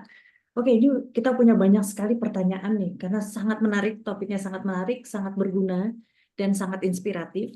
Ya, jadi pertanyaan pertama ini sudah masuk dan menurut saya ini pertanyaan yang luar biasa penting sih. Ya, izin bertanya ke Mbak Deno, berapa lama waktu yang Mbak butuhkan untuk membangun kesadaran masyarakat tentang sampah ini? Dan di awal campaign, apa saja sih halangannya dan bagaimana cara mengatasinya? Mungkin bisa langsung dijawab, Mbak Deno? Ini pasti Oke, banyak banget nih yang bisa di-share di terima sini. kasih. Ini Ya, panggil Mbak juga aja ya. Terima kasih Mbak Karina. sama-sama. Ya, ini tahun ke-10 saya setelah resign dari Astra bergelut dengan sampah dan rasanya perjuangannya masih panjang dan butuh lebih banyak lagi orang-orang yang mau terlibat. Jadi memang jujur saya di Solo itu melakukan cloning gitu ya, supaya lebih banyak lagi ada denok-denok yang lain yang tumbuh bersama-sama. Karena jujur kalau hanya mengandalkan saya bergerak di lapangan, kemudian secara manajemen, berat. Jadi membutuhkan lebih banyak perempuan-perempuan, bahkan tidak hanya perempuan, tapi juga para pria sekarang semakin banyak yang terjun bergabung bersama untuk menginspirasi banyak orang bergerak. Ini tahun ke-10. Harapannya sepanjang hayat ketika Tuhan masih memberikan nafas buat saya, ini hidup saya. Gitu. Mungkin dibilangnya orang gila gitu ya, tapi ya Indonesia nampaknya butuh orang gila. Gitu. Kemudian di awal seperti apa? Jujur ketika saya resign dari Astra kemudian bergerak masuk mulai kelurahan-kelurahan, saya selalu ditolak. Kata Pak Lurah, ngapain sih ngurusin sampah? Kan itu urusannya pemerintah. Seperti Bu Nani tadi, ini bukan hanya urusan pemerintah, tapi juga urusan kita sebagai masyarakat yang tinggal berada dalam satu kota kabupaten. Kita harus terlibat. Ketika ditolak itu, di awal-awal saya sakit hati. Saya hanya sampaikan, hei ingat Bu Lurah, Pak Lurah, tahun ini kalian menolak saya. But remember, 2-3 tahun lagi, you semua akan cari saya. Gitu. Dan akhirnya terjadi. Sekarang duduk manis di rumah pun dicari Pak Lurah, Bu Lurah gitu ya. Jadi halangan intimidasi sampai per hari ini pun halangan seperti diintimidasi, dicemarkan nama baik, kemudian ditusuk dari belakang, sudah menjadi hal yang biasa. Padahal hanya ngurusi sampah gitu ya. Karena dianggapnya sampah itu duit, dipikirnya kami bergelimang harta dengan sampah itu tanpa ada usaha. Padahal kami setiap hari bergerak. Itu dulu, tapi sekarang lebih banyak menikmati hasilnya, buahnya sudah mulai terlihat. Meskipun masih ada 1-2 titik di mana terintimidasi, mendapatkan perlakuan tidak menyenangkan, mendapatkan kekerasan verbal. Karena kalau buat saya, orang mulai ngelirik dengan mata memicingkan mata satu ini aja udah kekerasan verbal buat saya. Tapi it's okay. Saya hanya memberikan senyuman termanis saya. Karena ini untuk Ibu Bumi. Gitu Mbak Karina. Jadi 10 tahun itu ternyata nggak cukup ya? Belum cukup. Baru Belum cukup, belum cukup. belum cukup. Baru permulaan saja. Semangatnya luar biasa nih Mbak Deno nih. Ya, jadi ini sebenarnya pertanyaan yang sama untuk Mbak Nani. Karena memang walaupun berbeda lokasi, ya kita semua tuh kayak kepo gitu. Kita semua kayak pengen tahu. Ini kan pasti bukan sesuatu yang mudah ya untuk memulai semua ini gitu. Nah, untuk Mbak Nani, bagaimana sih caranya memastikan supaya seluruh warga itu mau berpartisipasi? Apa nih kiat-kiat suksesnya nih apa? Eh, saya kan baru mulai sebetulnya kalau di rumah saya sendiri mungkin udah ada 10 tahunan ya melakukan itu karena kesadaran itu sudah timbul kira-kira 10 tahun yang lalu gitu. Tapi mulai saya dulu bikin di rumah lalu teman-teman bilang, kamu kalau bikin kompos tuh di depan rumah biar pamer," gitu. Eee, Kami sebagai orang timur kan nggak suka ya pamer sebetulnya ya, tapi kalau mau ngajak orang kita harus kasih lihat hasilnya dulu gitu. Sehingga prosedur bikin kompos segala itu saya tulis dan saya pasang di pagar depan supaya semua orang tuh bisa lihat gitu kan. Nah, begitu mereka lihat bahwa apa yang saya hasilkan itu bisa ini, waktu saya ngajak-ngajak itu mulai oke. Nah, kebetulan ada beberapa warga yang tertarik dan memang sudah sadar gitu. Jadi kita volunteer aja, ini tidak ada formalitas jadi pengurus RT atau apa, tidak ada. Kita volunteer aja, yuk kita bikin. Kita kumpulin uang warga loh, bukan ngambil uang dari mana-mana, bukan dari pemerintah juga. Jadi kami kumpulkan uang, kami bikin bak-bak komposter, ya sederhana. Tadinya cuma 8 bak, sekarang karena sudah banyak jadi kita tambah lagi jadi 10 bak. Ya itu pun masih sering keteteran gitu. Nah, kalau ditanya kunci sukses, kalau menurut saya pertama ya itu tadi, mesti ada bukti dulu ya bahwa kita bisa mengerjakan itu. Yang kedua, warga tuh harus dibikin mudah. Kalau dipikir warga itu kan manja banget ya. Kita kasih ember putih, suruh ngisi sama sampah organik. Tinggal besok pagi jam 7 ditaruh di depan rumah, dikumpulkan, diganti dengan ember yang bersih. Lalu embernya yang kotor kita cuciin. Besok pagi dipakai lagi, begitu, gampang sekali. Tadinya usulnya kita taruh aja tempat pengumpulan di ujung jalan, tiap ujung jalan. Terus kita bilang, enggak lah, enggak working kayak gitu tuh ya. Nanti akhirnya orang enggak store juga gitu. Ternyata dengan cara seperti itu lebih baik. Kalau dibilang, gimana supaya seluruh warga 100% masih jauh punya. Sekarang mungkin 60-70% baru yang mau. Kenapa? Karena yang 30% itu warganya berganti-ganti. Orang ngontrak cuma setahun, diganti oleh orang baru yang belum ngerti juga gitu ya. Kita didik juga akhirnya ya. Nah, kalau masih ada yang tercampur, itu biasanya nanti kan ember itu ada nomor rumahnya, Mbak. Jadi kalau ada yang tercampur, maka kita bisa tahu, oh dari blok A nomor sekian gitu kan. Kita bisa mulai dengan ditegur oleh petugas dulu. Kalau nggak mempan, nanti lama-lama sampai ada surat kecil gitu dari dari kami minta tolong supaya di ini. Kalau saya yang menelpon ibunya, biasanya begini, "Aduh Bu, orang itu si Mbaknya udah diajarin tetap aja dicampur."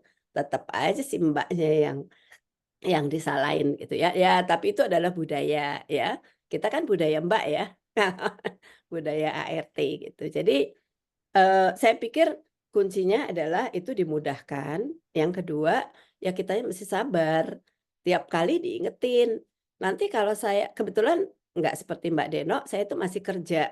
Jadi itu sebetulnya kegiatan ekstrakurikuler saya ya. Itu kegiatan sambilan saya gitu. Jadi kadang-kadang saya, berminggu-minggu keluar kota, datang ke Jakarta sehari, 2 hari, keluar kota lagi, agak terbengkalai. Tapi saya punya tim yang istimewa sekarang. Sekarang ini ada tim 5, paling 3 ada 3 ibu-ibu dan, beberapa bapak-bapak yang istimewa, yang kalau saya pergi udah jalan dah mereka yang akan menggantikan gitu ya. Bolak-balik kita ingetin melalui WA group. Jadi, kok saya masih menemukan ini ya, tolong dong ada pecahan kaca di dalam sampah organik sampai tangannya petugas luka, kasihan kan gitu." Jadi kuncinya dimudahkan buat supaya warga mudah dan yang kedua jangan bosen-bosen ngingetin. Itu aja sebetulnya, sederhana ya. Suatu kesederhanaan yang sangat sulit sebenarnya ya, Bu ya, untuk dilakukan maintenance seperti ini sampai akhirnya sukses di titik seperti ini. Karena bagi saya pribadi jujur 60-70% itu luar biasa sih, Bu. Ya, walaupun cakupan belum 100%, tapi ini sangat luar biasa. Jadi yang saya bisa tarik kesimpulannya tadi adalah mungkin komitmen ya, persistence dan memudahkan mungkin itu ya. Sepertiga itu yang bisa kita copas mungkin copy paste untuk suatu tempat lain nih. Karena ada pertanyaan berikutnya. Apakah ada kompleks perumahan lain yang tertarik nih untuk belajar dari pengalaman? Mungkin Mbak Deno bisa berbagi dan Mbak Nani juga bisa berbagi. Ada tempat lain nih, pingin nih, tertarik gitu. Dulu ya Mbak Deno ya. Ya, Saya terusin cerita saya. iya. Itu banyak banget. Dalam sebulan kita bisa menerima tamu berapa kelompok ya. dari kompleks perumahan lain maupun dari pemerintah. Dinas Lingkungan Hidup tuh dari Jakarta Barat, dari Jakarta Selatan, dari Jakarta Timur, itu datang Dinas Lingkungan Hidupnya ke kami. Bahkan kami itu sedang dalam proses penilaian Adipura. Tapi saya sih nggak ngarep lah ya Adipura ya. Itu susah lah gitu ya. Pokoknya saya bilang waktu mereka minta izin, saya bilang silakan, tapi kami ya apa adanya. Ya kayak begini ini, saya nggak mau juga mengada-ngada untuk Adipura gitu ya. Nah, itu banyak sekali kompleks yang sudah datang. Tapi sayangnya, sejauh saya monitor, saya kan suka penasaran karena biasanya orang yang datang tuh udah kenal, apa, udah dengar-dengar gitu ya. Biasanya saya monitor, "Eh, gimana kemarin ini habis benchmark ke kami, jalan apa enggak?" Gitu. Bahkan ada yang sudah menitipkan karyawannya di kami seminggu untuk belajar, ya, misalnya gitu. Itu, banyak yang udah datang. Tapi sejauh yang saya tahu, paling 2 atau 3 kompleks yang sudah mulai. Selebihnya itu ya sekedar belajar, terus sudah.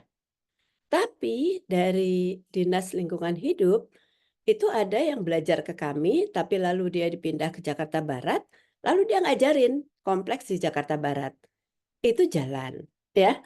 Jadi kalau saya tanya, "Kenapa kok nggak jalan?" Satu, "Wah Bu, soalnya nggak ada dananya." Waduh, kita dulu mulai juga nggak ada dana. Saya pikir nggak ada dana tuh satu satu alasan yang agak sulit saya terima gitu ya, karena kita bisa dengan sangat sederhana kok. Model pengomposan itu pakai timbunan ya cuman ada tanah aja terus ditimbun juga bisa gitu loh. Nggak perlu repot-repot gitu kan. Bank sampah sekarang banyak, kita tinggal hubungin aja bank sampah yang paling dekat gitu kan. Nggak perlu bikin sendiri kalau memang belum bisa. Kemudian ada lagi bahkan satu perumahan mewah yang di dekat kompleks saya itu bilang nggak ada dana, saya nggak percaya. Di situ isinya orang gede-gedean soalnya ya. Terus yang kedua katanya nggak ada lahannya, apa namanya, terus yang ketiga, nah ini yang paling sulit, warga tidak, setuju dengan proses di dalam kompleks. Karena mereka pikir itu nanti akan bau. Tapi mereka yang sudah datang ke tempat saya, rumah saya dekat sekali dengan pos bijak. Mereka yang sudah datang ke kompleks saya, mereka bisa bilang, "Kok depo sampah nggak ada baunya sama sekali ya?" Emang enggak gitu. Kalau diproses tiap hari sebetulnya nggak ada baunya sama sekali gitu. Jadi kalau ibu-ibu audiens di sini ada yang mau datang monggo, tinggal tinggal kontak saya, eee, petugas-petugas kami sudah siap akan menjelaskan gitu, silakan. Karena nggak ada baunya, rapi, bersih, nggak ada yang ini ya. Jadi banyak Mbak, banyak yang sudah datang ke sini, tapi dari Jakarta ya. Dari Solo monggo Mbak kalau mau datang. Luar biasa. Iya. Kalau Mbak Deno gimana nih? Kira-kira pengalamannya? Udah banyak nih yang nanya. Pastinya ya. 10 tahun Ya, loh. hampir sama dengan Bu Nani, Bu. Sama, Bu. Pokoknya yang penting harus ada duitnya di awal. Hei, bukan itu. Di awal itu adalah semangatnya. Niat Duit ya. itu ngikutin gitu. Jadi memang kalau di Solo sih kalau yang menduplikasi gitu ya teman-teman. Awalnya Mbak Deno kamu mau bikin bank sampah tapi nggak punya sarprasnya katanya.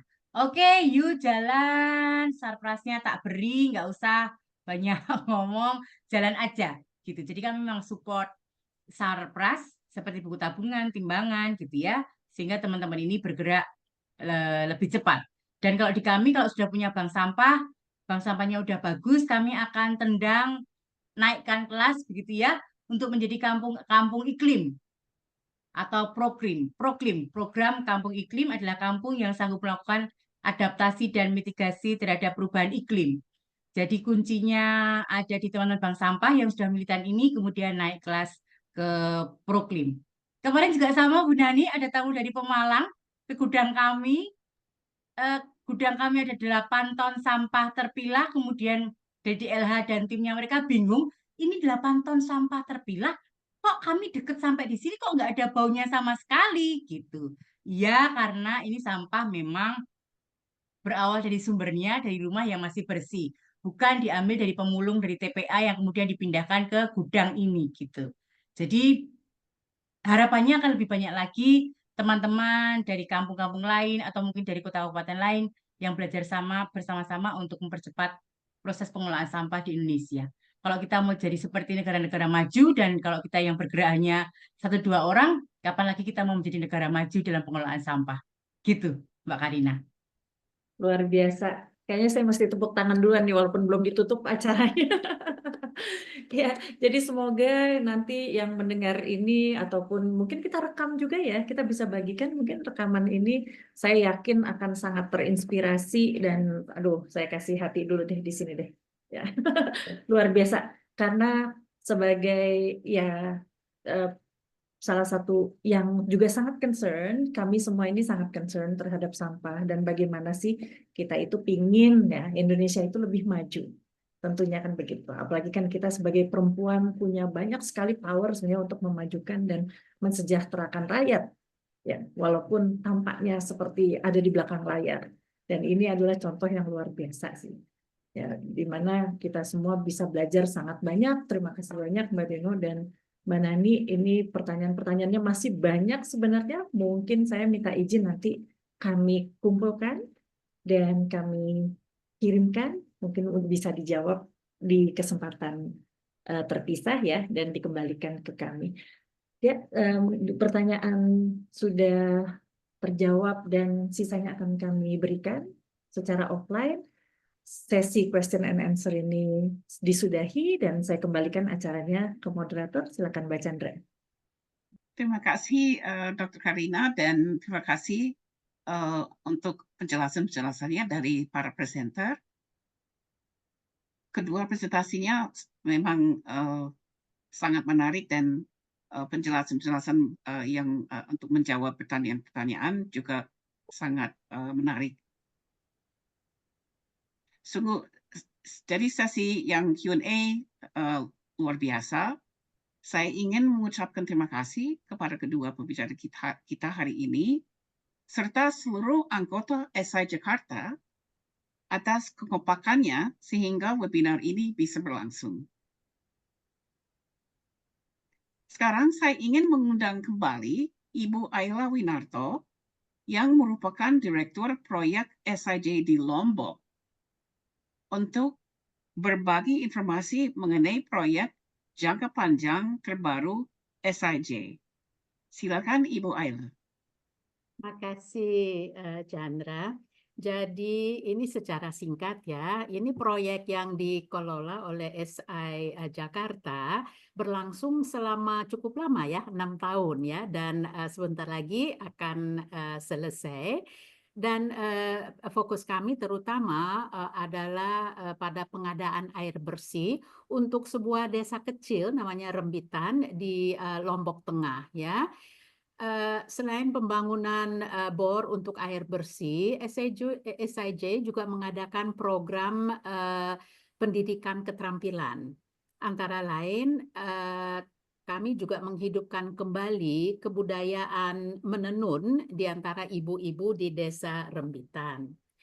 Nah, berkat proyek SIJ ini, ibu-ibu di desa Rembitan sekarang sudah mempunyai keterampilan menenun dan juga menjahit ya. Dan ada pula yang belajar online marketing. Saya ingin tunjukkan ini cepat ya, ini dua hasil dari penenun kami ya, dari proyek kami. Dan mereka berhasil sekarang untuk menjual hasil kerjanya di tingkat lokal, di MotoGP di Lombok, dan juga di berbagai negara, termasuk Jepang, US, Australia. Ya.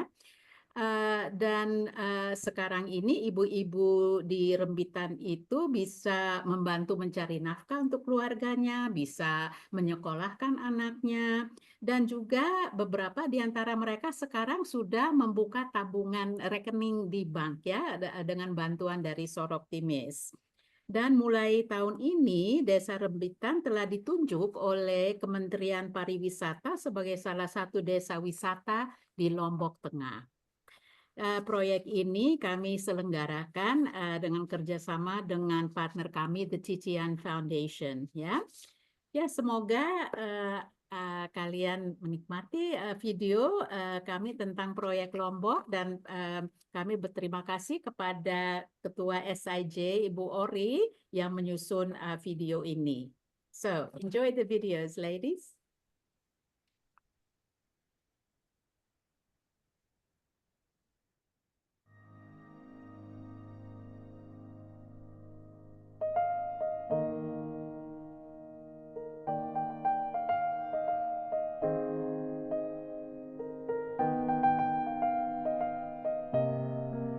So in 2018, there was large earthquake here in Lombok, and so Seroptimist members visited the area.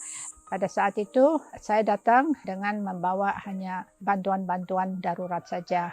Tapi setelah itu saya keliling-keliling di daerah bencana ini, dan saya melihat di daerah ini sama sekali mereka itu tidak punya MCK. Air pun tidak punya. Air harus didapatkan dari beberapa kilometer dari desa ini, yang mana air itu sampai di Sunggi, dibawa dari desa lain. Kelihatannya sangat membutuhkan bantuan, bukan bantuan darurat, tetapi bantuan jangka panjang. So as Seroptimist International had a water program, we applied for funding to build a bore in this village and to improve the lives of the locals. The first well that we actually constructed was a bit of a failure because there was just a trickle of water. But then we moved to another location on the advice of some engineers, and we found a very good water source that today not only provides this village with over 100 inhabitants with clean water, but now those from the surrounding villages are coming also for water from here. In this village, our project consists of 3 phases. The first one is the providing water, and this has been successfully conducted. We find resources from the local engineers that can manage to find a good source of water. And now our bore is being used also not to provide for the villages, but also for the neighboring villages, which is giving resources for all the community. Not only that, we're trying to change the mindset of the villagers to maintain the hygiene and sanitation of the villagers, and right now everybody is profiting from the existing of water.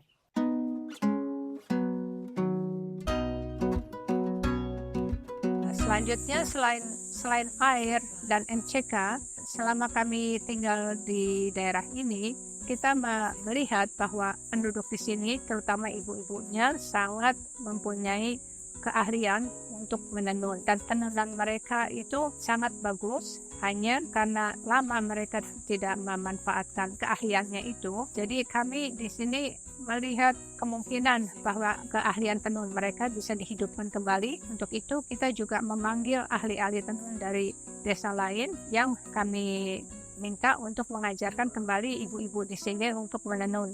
Jadi dulu kami memulai dengan istilahnya memecahkan mitos di ibu-ibu di masyarakat desa Rembitan. Ketika orang di luar desa Sukarara menenun, itu bisa menyebabkan gila, kebutaan, dan lain sebagainya. Jadi kami memulai dengan memberikan keyakinan kepada ibu-ibu di sini untuk mulai menenun begitu. Kami mengembalikan ke tenunan pewarna alam. Jadi benang-benang yang kami gunakan itu dicelup menggunakan bahan-bahan dari alam. Itu menjadikan brand tersendiri untuk ibu-ibu yang sekarang yang kami dampingi di sini. Ibu-ibu ini tidak percaya bahwa mereka bisa menjual karya mereka dengan harga yang lebih tinggi, karena di pasaran di Lombok harganya hanya berkisar sekitar 300 sampai 600 ribu rupiah. Kemudian kami berdiskusi dengan ibu-ibu mencoba produk pewarnaan alam sehingga mereka bisa menghasilkan nilai yang lebih tinggi daripada kain-kain pada umumnya. Di sini ibu-ibu berhasil menjual kainnya di harga 1.500.000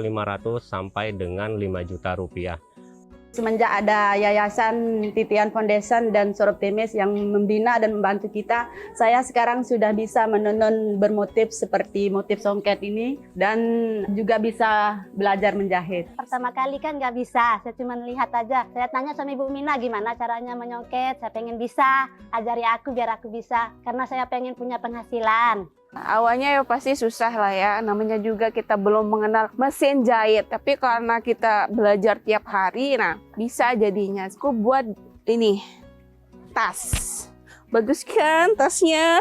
Hasil uangnya itu aku sisihkan, mana modal dan mana untungnya. Seperti itu. Kalau untungnya ya otomatis ditabung. One of the things I'm most excited about is seeing how the ladies bloom throughout this whole process of capacity building. At first, they were like so shy, they were timid. Some of them are child brides, so they don't know what the future holds for them. Some of them are illiterate, that's why we held classes for them to learn how to read and write. Starting from them, we also teach them how to weave, sewing classes, and then some empowerment project. And I'm happy to see that each and one of these ladies have their own bank account now. This is something that is unimaginable for them, having their own money. And with that comes power, comes pride, comes the satisfaction of having to make something and really sell them and then provide for yourself. Awal pertama saya ikut program ini sejak kelas 3 SMP. Aktivitasnya dulu itu kayak kursus bahasa Inggris, terus kursus komputer, belajar matematika, diskusi buku, dan ikut pendampingan remaja juga. Di situ saya banyak belajar sekali tentang percaya diri, cara menghindari rasa takut, dan masih banyak.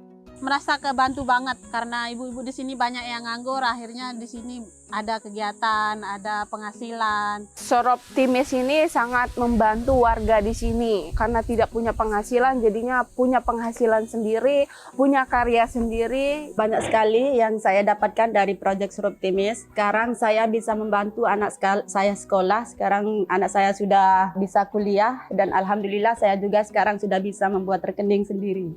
Saya juga sangat berterima kasih kepada kakak pembimbing karena dia telah mengajarkan saya banyak sekali tentang hal baru, tentang pengalaman baru. Jadi saya lebih tahu saya harus berani untuk keluar dari zona nyaman. Soroptimis Mas. Saya bangga sama Soroptimis itu. We're extremely grateful to the SI president in 2019, Marit Verhoef-Cohen, and also the president of the SISWP Federation, as it was known then, Anusha Santi Rastipam, both of whom were very supportive and very helpful to us. During the ending of this program, I want to say that I'm happy to see that this program had made all these ladies independent. I can see the sustainability of the program because more and more ladies from the neighboring village want to join us. Now, the ladies who used to be our mentee now can be the mentor for the other ladies. Thank you very much. Thank you Titian Foundation as our local partner. Thank you Soroptimis International for supporting us and give us the funding. And thank you for the other SI clubs who have been supporting us, SI Singapore, SI Okazaki. Your funding gave a whole new future to this village. I hope we can see you in other projects. Thank you.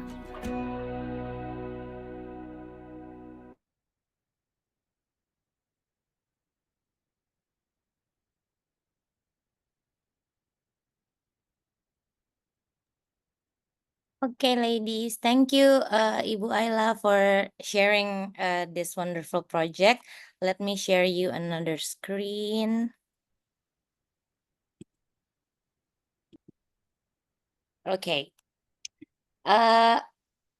Seperti yang sudah disebutkan oleh Ibu Chandra sebelumnya, bulan Oktober itu bulan yang istimewa untuk para anggota Soroptimis Internasional karena bulan Oktober itu juga dikenal sebagai Membership Month.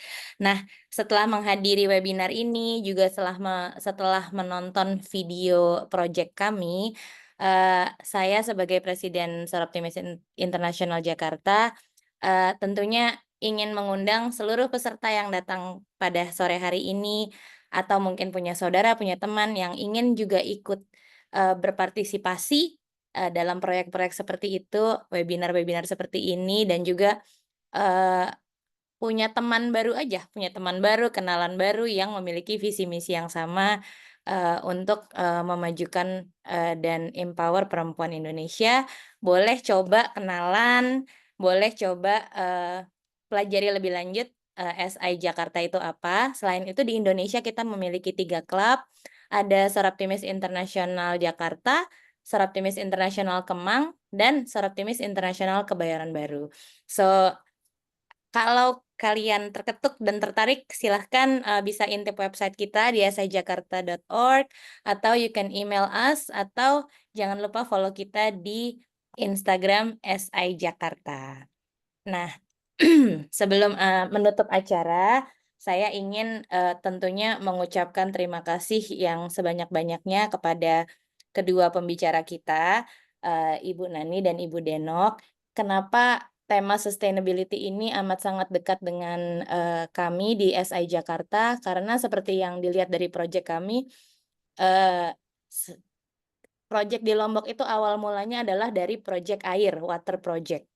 Tapi itu berkembang menjadi yang lain-lain. Tapi tadi melihat presentasi Ibu Denok, bagaimana air wudhu aja bisa di-recycle, lalu bagaimana Ibu Nani dan warga komunitasnya bisa turut bahu-membahu mengerjakan program sampah ini. Kami percaya kalau perempuan itu luar biasa. Perempuan itu bisa melakukan segalanya, dan lewat kisah inspiring dari Ibu Denok dan Ibu Nani, kami harap seluruh peserta yang ada di sini juga bisa turut menjadi penggerak bagi